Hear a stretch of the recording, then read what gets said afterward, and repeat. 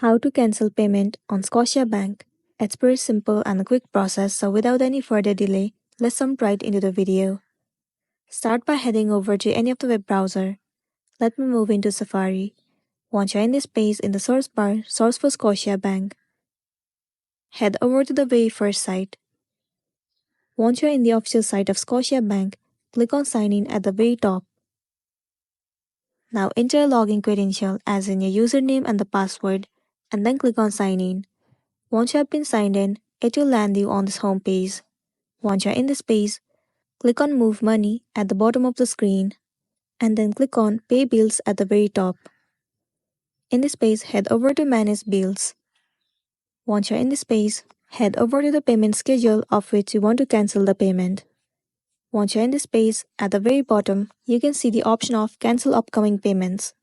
All you gotta do is click on it, and then click on Yes. And there you go, the payment has been cancelled successfully. So that's a wrap for this video. If it was helpful, give it a like and check out our next tutorial. Thank you.